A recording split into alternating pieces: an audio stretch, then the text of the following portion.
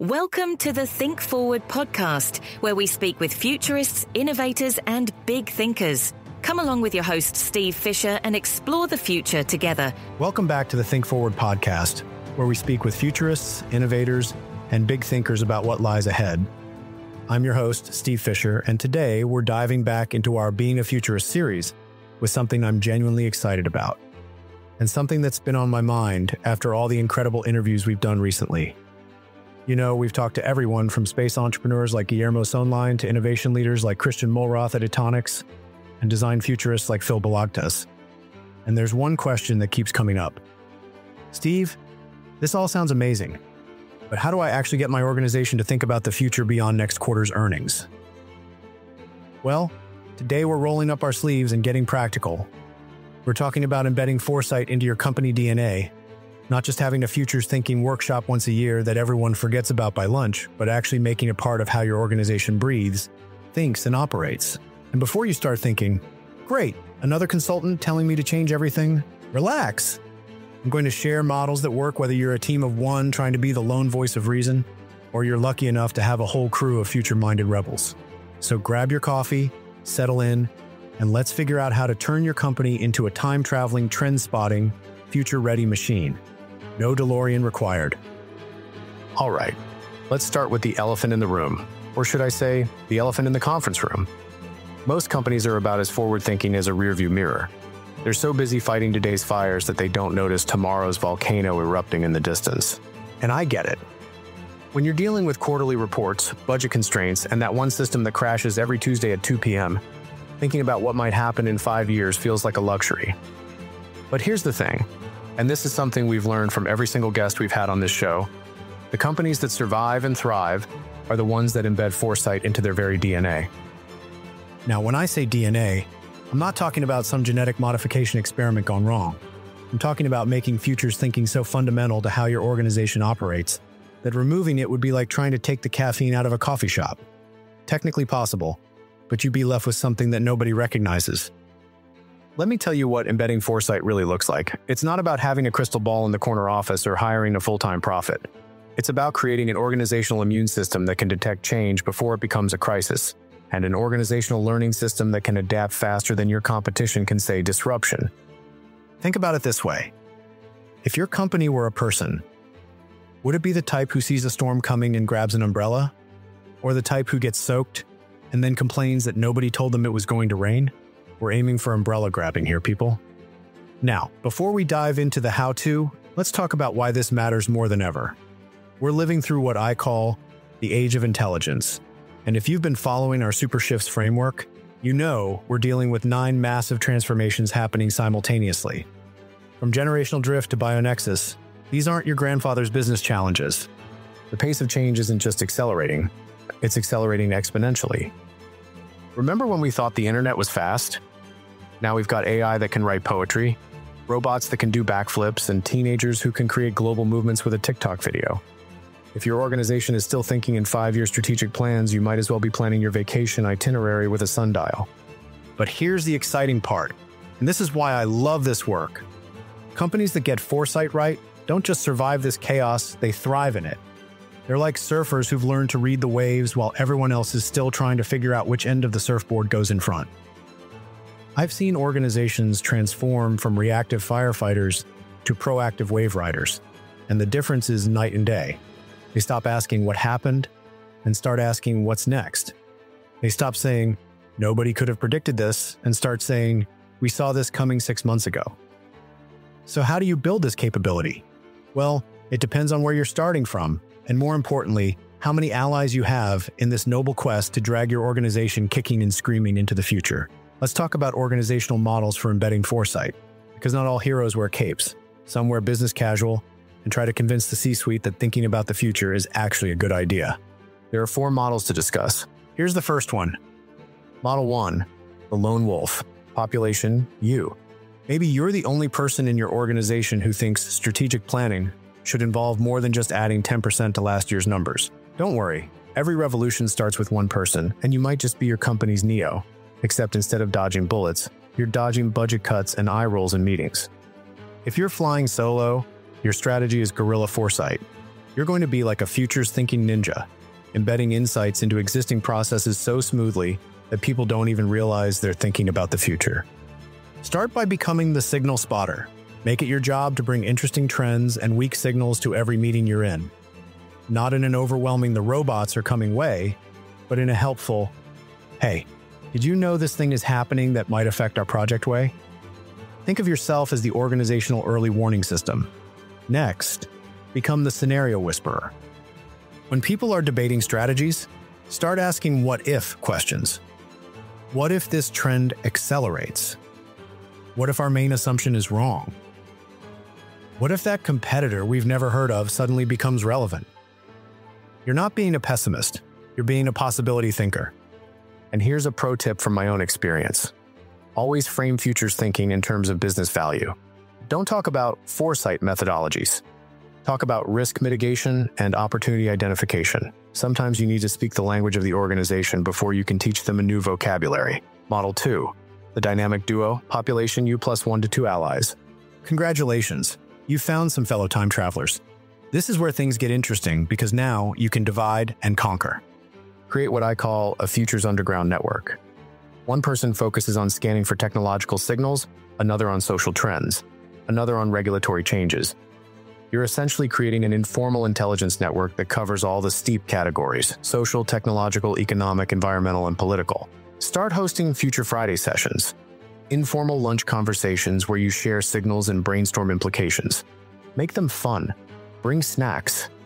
Make it the meeting people actually want to attend, not the one they try to escape from. Most importantly, start documenting everything. Create a simple shared document or Slack channel where you capture signals, trends, and insights. This becomes your evidence base for when someone asks, "How did you know that was going to happen?" Model 3, the Special Forces Unit, population 3 to 10 people. Now we're talking. With a small but dedicated team, you can start building real foresight capability. This is where you can implement something approaching the spectrum foresight method we've talked about on the show. Create formal roles. A chief signal scanner sounds cooler than trend analyst, a scenario builder, a strategy translator, a person who turns insights into actionable recommendations, and a culture champion, a person who evangelizes futures thinking throughout the organization. Start running Future Shock sessions every quarter. I call them that as an homage to the first Futures book I read at 13 by Alvin and Heidi Toffler. These are half-day workshops where you bring together people from different departments to explore scenarios and implications. Make these cross-functional because the best insights happen when you get the accounting person talking to the marketing person about what AI might mean for customer service. And here's something I learned from Christian Mulroth's work at Itonics. Create innovation challenges based on your foresight work. Design a product for this future scenario. Solve this emerging customer need. Turn your futures thinking into innovation fuel. Model 4. The enterprise transformation. Population, organization-wide. If you're lucky enough to work somewhere that's ready for full transformation, congratulations, you're about to build a futures operating system. This is where you create formal structures, a foresight center of excellence, futures thinking integrated into strategic planning processes, and foresight metrics built into KPI outcomes. You're not just doing foresight, you're becoming a foresight-driven organization. But remember, with great power comes great responsibility. Don't let this become another bureaucratic monster. Keep it agile, keep it relevant, and keep it connected to real business value. Now, let's get practical about implementation. I'm going to give you a step-by-step playbook that you can adapt to your situation, whether you're Team Lone Wolf or Team Enterprise Transformation. Step 1, start with the so what factor. Before you do anything else, figure out why your organization should care about the future. And because it's important is not an answer. What specific business challenges could foresight help solve? What opportunities might you miss without it? Maybe it's that your industry is being disrupted by technologies you've never heard of. Maybe it's that your customer base is shifting in ways your traditional market research isn't picking up. Maybe it's that your supply chain keeps getting blindsided by unpredictable events that actually had plenty of warning signs. Document these pain points. Make them visible. Nothing motivates change like pointing out that the thing keeping everyone awake at night might actually be solvable. Step 2. Build your scanning system. Every good foresight capability starts with environmental scanning. You need to be systematically monitoring your environment for signals of change. But here's the key. Make it systematic, not overwhelming. Pick your domains. Start with 3. One directly related to your industry, one related to your customers, and one wild card that might seem unrelated but could impact you in unexpected ways. Set up your sources. Mix formal sources, industry reports, academic research, with informal ones, social media, blogs, conferences. And don't forget the most underutilized source of weak signals, your own employees. The person in customer service might be hearing complaints about things that don't exist yet. The sales team might be getting questions about capabilities you've never considered. Create a capture system. This could be as simple as a shared document or as sophisticated as an AI-powered signal detection platform. The key is that it's easy to use and actually gets used. Step 3. Practice scenario thinking. Once you're collecting signals, you need to make sense of them. This is where scenario thinking comes in, and it's one of the most powerful tools in the Futurist toolkit. Start simple. Pick one trend or driver that could significantly impact your organization. Then ask, what if this accelerates? What if it stalls? What if it combines with this other trend we're tracking? Build out mini scenarios, not novel-length documents, but crisp one-page stories about how these different futures might unfold. Focus on implications. If this scenario happens, what does it mean for our customers, our business model, our competitive landscape? And here's something I learned from Phil and his work on speculative design. Make your scenarios tangible. Create artifacts from these futures. Design the product brochure for a world where this scenario has happened. Write the news article from 5 years in the future. Make the future feel real. Step 4. Connect to strategy. This is where a lot of foresight efforts die. They stay as interesting intellectual exercises instead of becoming strategic inputs. Don't let this happen to you. Create what I call strategy translation sessions. Take your scenarios and ask hard questions. If we believe this future is possible, what should we be doing differently today? What capabilities do we need to build? What assumptions in our current strategy might be wrong? We'll be back after a quick break. Okay, a quick pause from the show. Are you preparing for the future or just hoping it doesn't catch you off guard? My new book, Super Shifts, is your guide to navigating the biggest transformations of our time. AI, automation, and the new world of work. And here's the deal. If you pre-order or grab your copy now, you'll get exclusive bonus content, including the behind-the-scenes look at what didn't make the final book. Stay tuned after the episode for details, but don't wait. Head to supershiftsbook.com and get your copy today. Now back to the show.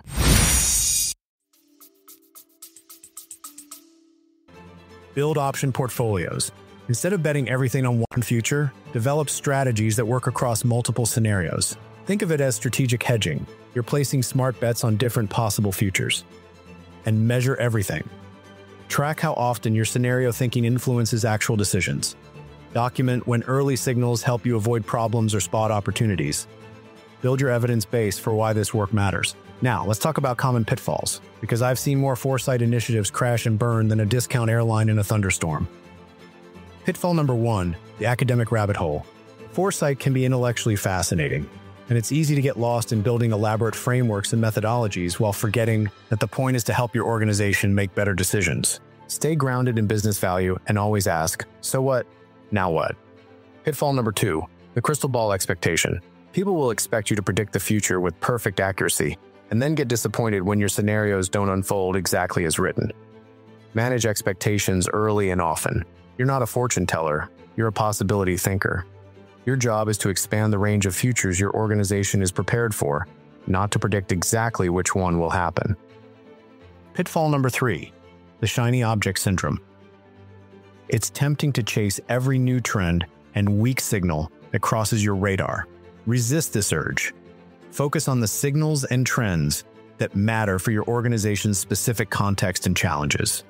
Quality over quantity, always.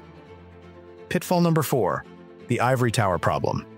If your foresight work happens in isolation from the rest of the organization, it will remain irrelevant no matter how brilliant your insights. Embed yourself in existing processes, build relationships across departments, and make foresight feel like a natural extension of what people are already doing. Pitfall number 5, the one-hit wonder. Running one successful futures workshop doesn't mean you've embedded foresight into your DNA. This is about creating sustainable capability, not one-off events. Think systems, not projects. Now, let me share some success stories that prove this stuff actually works. I'm not going to name companies because, NDAs and all that, but these are real examples from organizations I've worked with or learned about through our guest interviews. Case example number 1, the retail revolution. One retail company I know started with a single person in their strategy team doing basic environmental scanning. She was essentially the organizational radar for emerging consumer trends. Within 2 years, this grew into a cross-functional futures team that included people from merchandising, operations, technology, and customer experience. They started seeing signals about changing shopping behaviors 6 months before the pandemic hit. When everyone else was scrambling to figure out e-commerce, they were already 3 steps ahead, because they'd been preparing for a future where physical and digital retail would need to merge. The result? They not only survived the retail apocalypse, but actually gained market share while their competitors were closing stores. Case example number 2, the manufacturing metamorphosis. Another example, a traditional manufacturing company that was getting disrupted by newer, more agile competitors. They started with what they called Future Fridays, monthly sessions where employees from different departments would share signals and brainstorm implications. These sessions uncovered weak signals about changing workforce expectations, emerging technologies that could revolutionize their production processes, and shifting customer demands that their traditional market research was missing. Within 18 months, they'd completely restructured their product development process, implemented new technologies that increased efficiency by 40%, and launched a new service line that now represents 30% of their revenue, the financial services fortune. And then there's the financial services firm that embedded foresight into their risk management process. Instead of just looking at historical data to predict future risks, they started using scenario planning to explore how emerging technologies, regulatory changes, and social trends might create new types of risks. They identified cybersecurity threats, regulatory shifts, and changing customer expectations months before their competitors. This early warning system helped them avoid several major problems and position themselves advantageously in emerging markets. The common thread in all these stories? They started small, stayed focused on business value, and built capability over time. They didn't try to boil the ocean. They started by heating up a cup of water and then gradually expanded from there. Let me give you some specific tactics that you can start implementing tomorrow, regardless of which organizational model you're working with. Tactic 1, the weekly signal drop. Every Monday, send out a brief email, 2 paragraphs max, highlighting one interesting signal or trend you've spotted and its potential implications for your organization. Make it conversational, not academic. Think, did you see this interesting thing? Not pursuant to my environmental scanning methodology. Tactic 2, the scenario post-it. When you're in strategic planning meetings, carry scenario post-its in your pocket. These are one-sentence descriptions of different future conditions. What if our main competitor gets acquired? What if regulation changes in this direction? What if this technology becomes mainstream? Stick them on the wall during strategy discussions and ask, how does our plan work in this scenario? Tactic 3, the future customer interview. Instead of just talking to current customers, start interviewing people who represent potential future customer segments. Talk to people who are early adopters of relevant technologies, younger demographics who might become your customers in 5 years, or people from adjacent markets. Ask them not just what they want today, but what they imagine they might want in the future. Tactic 4, the assumption audit. Quarterly, gather your team and list out the key assumptions underlying your current strategy. Then systematically challenge each one. What if this assumption is wrong? What signals might suggest this assumption is becoming outdated? How would we know if this assumption was breaking down? Tactic 5, the future press release. When you're developing new products or strategies, write the press release from 5 years in the future announcing their success. This forces you to think through not just what you're building, but what success looks like in a future context and what changes in the environment might be necessary for that success to happen. Let's talk about how to measure success, because what gets measured gets managed, and what gets managed gets funded. Traditional ROI measurements don't work well for foresight, because the value is often in the problems you avoid rather than the opportunities you capture. It's hard to measure the value of the disaster that didn't happen because you saw it coming. So here are some metrics that actually work. The early warning score. Track how often your foresight work identifies significant changes before they impact your organization. Give yourself points for spotting things 6 months early, 12 months early, etc. The decision influence rate. What percentage of major strategic decisions incorporate foresight insights? This should trend upward over time as your organization develops futures fluency. The scenario stress test. How often do strategic plans get tested against multiple future scenarios before implementation? This measures whether foresight is becoming part of your planning DNA. The assumption challenge rate. How frequently do teams revisit and challenge their underlying assumptions? Organizations with embedded foresight should be constantly updating their mental models. The signal to insight conversion. Of all the signals you collect, what percentage generate actionable insights? This measures the quality of your scanning and analysis processes. And here's my favorite metric, the Future Fluency Score. Survey your organization regularly about their comfort with uncertainty, their ability to think in scenarios, and their tendency to challenge assumptions. Mature foresight organizations should see these scores improving over time. Now, let's address the elephant in the room, resistance to change. Because let's face it, not everyone in your organization is going to be thrilled about this whole thinking about the future thing. You'll encounter the time horizon skeptics who think anything beyond next quarter is science fiction. You'll meet the control freaks who are uncomfortable with uncertainty and prefer the illusion of predictability. You'll run into the resource guardians who think foresight is a luxury the organization can't afford. Here's how to handle each of them. For the time horizon skeptics, start with shorter time horizons and gradually extend them. Show them how thinking 6 months ahead helps with next quarter's challenges. Prove the value before expanding the scope. For the control freaks, frame foresight as a way to gain more control, not less. Scenarios aren't about embracing chaos, they're about being prepared for different types of order. You're not increasing uncertainty, you're making uncertainty more manageable. For the resource guardians, start with resource-light approaches. Foresight doesn't require a big budget to begin. It requires curiosity, systematic thinking, and a willingness to look beyond the urgent to focus on the important. And remember, you don't need to convert everyone at once. Start with the willing, demonstrate value, and let success speak for itself. Nothing convinces skeptics like results. Let me bring this all together with what I call the DNA integration framework, a step-by-step approach to embedding foresight so deeply into your organization that removing it would be like trying to remove the operating system from your computer. Level 1. Immune system. This is where you build the organization's ability to detect change. You're creating early warning systems, environmental scanning capabilities, and signal detection processes. The organization starts to notice things it used to miss. Level 2. Learning system. Here you build the organization's ability to make sense of change. You're adding scenario thinking, pattern recognition, and strategic analysis capabilities. The organization starts to understand what the signals mean. Level 3. Adaptation system. This is where you build the organization's ability to respond to change. You're creating flexible strategies, option portfolios, and rapid response capabilities. This is where the organization starts to act on its insights. Level 4. Anticipation system. At this level, the organization doesn't just respond to change, it anticipates and shapes it. You're building innovation capabilities, market creation strategies, and future-shaping initiatives. The organization becomes a driver of change, not just a responder to it. Level 5. Imagination system. This is the highest level, where the organization becomes genuinely future-creating. It's not just adapting to possible futures, it's actively creating preferred futures. This is where you get breakthrough innovations, new market categories, and genuine transformation. Most organizations start at level 0. They're essentially flying blind. Getting to level 1 is a major achievement. Reaching level 3 makes you competitive. Operating at level 5 makes you a market leader. The key is that each level builds on the previous one. You can't skip steps. You can't go straight from level 0 to level 5. But you also don't need to wait until you've perfected level 1 before starting to work on level 2. These systems can develop in parallel.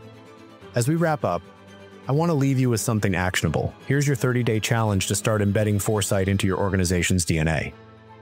Week 1, assessment. Map your current state. Where is your organization on the DNA integration framework? Identify your allies. Who else might be interested in futures thinking?